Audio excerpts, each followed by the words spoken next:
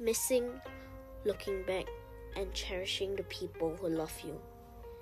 If you really listen carefully to the song Only Mother is Good in This World, and another song, Goodbye, We May Never Meet Again, you will come to understand that when someone loves you, when someone unconditionally protects you, guides you, takes care of you, and walks the road of life together with you, it might be that when you were immature, you didn't feel touched at all. But as you grow up, and as you become more and more sensible and understanding, a truly understanding person will never forget. A person who truly practices spiritual cultivation will have right mindfulness and right concentration. Such a person will not forget. But many people nowadays very quickly forget the things of the past. They can't remember a lot of things. It may be that you once did many things for them. And when you ask them, do you still remember? They say, did you? I've forgotten. There are many such people. You may think that the people around you, your good friends, for whom you have done so much, will remember and never forget. Yet, many people have already forgotten. They have forgotten your kindness, forgotten the countless little things you once did. What's left is only your own self-indulged imagination. But a true practitioner will not forget. A true practitioner remembers many tiny details and every bit of goodness from each person. Remembering their own parents, remembering the people around them, remembering those who have passed away, and those who are still here. When the people who love us are still by our side, how many truly, truly cherish them? Sometimes, we even bring a lot of emotions and negativity when facing them. Sometimes, when they are no longer by our side, we start thinking, how wonderful would it be if father and mother were here? How good my dear friend was. How wonderful it would be to have this good person by my side. But when they are really by your side, how many people actually cherish them? Many say, it will be good to have a loving wife beside me. It will be great to have my husband beside me. Yet, when they are actually there, how many truly cherish? How many people really take care of this relationship and look after this camaraderie connection? Are people really protecting this camaraderie connection, or are they destroying, neglecting, and missing the chance? Some people do cherish and do take care, but still end up missing the opportunity and giving up. Will you choose to accompany and nurture? Or will you choose to simply fulfill your own greed, hatred, and delusion? And in doing so, forget the fact that this is actually the most precious gift? Many people are able to share the causes and conditions of true practice with those close to them, such as their own fathers and mothers. They bring real, correct practice, the Dharma of true cultivation, such as meditation, chanting, and guiding their elders. This is the most beautiful and supreme gift to return back to the elders. Some people, by contrast, just eat and drink lavishly, travel and seek entertainment, Meanwhile, their elders, their parents, grow older day by day, becoming more hollow, empty, lost, and helpless. In the past, when they were still young and had some money, they could still throw temper tantrums. But as they got older, they can't lose their temper anymore because their children will be the ones sending them off at the end. Their own energy just keeps decreasing. So, true practice is very important. A practitioner will gradually develop right view. A stream enterer, first stage noble one, has right view. Before one has fully reached the first stage of stream entry, it is more worrying. Because as ordinary people, our views can sometimes be right, evil, or wrong. Sometimes right, sometimes deviant, sometimes just my view, a personal opinion. So, it is not right view, and such a person will generate a lot of emotional turmoil, much arrogance, and many wrong choices. Thus, when a practitioner understands the Noble Eightfold Path, right view, right intention, right speech, right action, right livelihood, he or she will also have right effort, right mindfulness, and right concentration.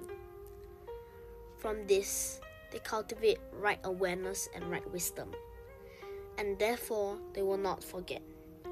They will not forget because their heart is filled with awakening. When they lack loving kindness, they will use right concentration to cultivate loving kindness. They will be clear. So, once you understand these things, when we have wrong views, example of how we should treat our parents, the right karmic conditions, how to guide and speak to the people around us. If something ought to be said, we say it. As long as it is something right, we express it in a correct way, with skillfulness and wisdom, not foolishly banging our head against the wall. You can't smash an egg against a wall, can you?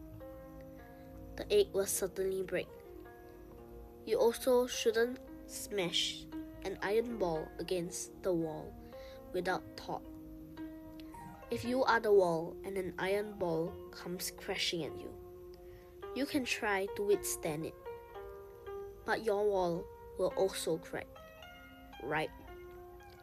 If the other person is like an iron ball and you simply let them crash into you, you are not being wise, right?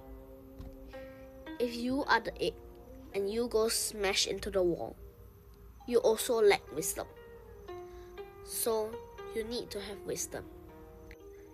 If you know that the other person's energy is quite low, for instance, if that person lacks wisdom, lacks energy, lacks knowledge, sometimes if you teach and speak to them, you just speak.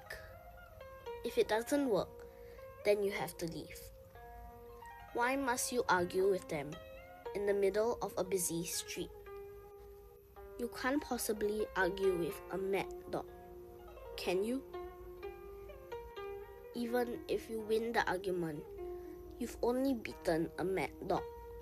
What's so great about that? So, it's about your sense of identity and dignity.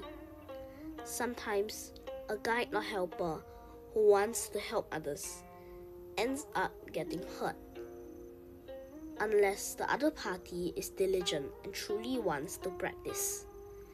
If not, from the outside, it can look as though the status of the practitioner is lowered, right? The reputation of a good practitioner may be lowered because people around them does not change. when they try correcting and scolding the person, they end up reducing themselves into a clown. When you love someone and want others to love you, you must know how to cherish that love. Otherwise, one day when they give up on you, when they leave you, or when they pass away, unless you are completely without the Noble Eightfold Path, it might be that you have already forgotten their goodness to you, but you are a true practitioner. One day, you will remember. By then, however, it may already be too late to go back. Sometimes, when memories resurface, the little fragments from the past, truly, by the time you recall them, your loved ones are already gone. Every memory feels like it was just yesterday. That smile, the days you spent together, the things you once said to each other, even their scent. But the other person is no longer here. For the good people who are still alive by our side, you must know how to cherish them, stay closer to them, and keep in contact more often. Because time will cause the karmic connections between people to fade. Time will cause the other person to disappear. It is certain that they will disappear. Time will also definitely cause you yourself to disappear one day. Before you disappear and the other person disappears, while both of you still have breath in the present moment, do you truly understand what it means to cherish? Do you really understand what it means to break through? Do you truly wish to grow? Do you feel that the true practice is important to you? True practice cultivates the strength of your heart. The strength of your heart then nourishes your mind and your body. Your mind and body together create a future, a bright life. Whether you are a householder or a monastic, you must have inner strength. Without inner strength, your mental cleverness and your body, as they create your future, will become very rigid and very arrogant. At a certain stage, you will certainly get stuck. You may already be successful, very wealthy, but not happy. Many people come to the center and they tell practitioners, "In the past, my house was very small. My room was tiny, and 7, 10, 12 people lived together. There were quarrels, there was warmth, and there was the smell of sweat, but it was very warm. Now we have money. There's an expensive crystal chandelier, a huge living room. When I go home, it feels cold. When the children are disobedient, it feels cold. When I argue with my loved one, it feels cold. Some people have to take sleeping pills just to sleep. Some, who never used to drink, end up needing alcohol to accompany their nights. We got money, but happiness ran away, disappeared. So, a person who practices will not make themselves dirty inside.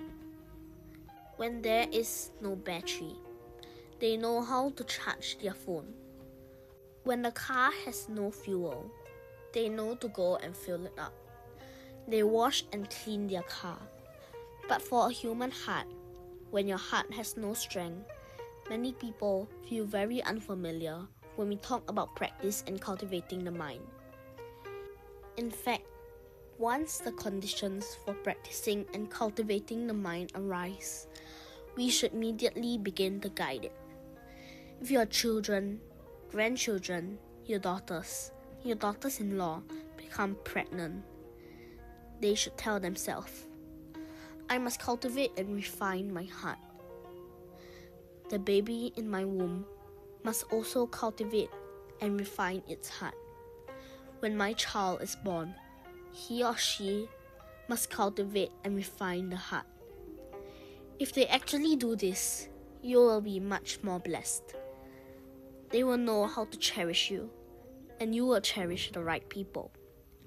When we think back over all the little bits and pieces, many people are already no longer here. For those who are no longer here, we feel regret, we feel vexed and remorseful. Unless you have right view and truly did not do anything wrong. But for people without practice, without cultivating the heart, how many truly make the right choices? Wholeheartedly care about the people around you and observe, especially the ones who love you. Do not let them get hurt. If they fall ill, they will become very busy. The one who suffers is not only them. The one who suffers is also you. When the person who could help you falls ill or is overwhelmed, it becomes even harder for them to help you more. The one who suffers is not only them. The one who suffers is also you. Because the condition, the opportunity to help them, to help you, is no longer like before. In the past, you could handle everything very well. Once you push the other person to the point of being wounded, the way you push things, the available solutions are no longer the same. That is not how good karmic conditions work, is it? While you still have breath, hurry and cultivate. However much you can repair and heal, do that much. However, as much you can progress, try your best to progress as quickly and as far as you can. If you slack off and are negligent, the one who suffers a loss is yourself. The one who is hurt is yourself and the people who love you. When your cultivation has advanced, when you have cultivated well and become bright inside, you can save yourself. And you can help many people around you. Those you love and those who love you. Sadhu, sadhu, sadhu.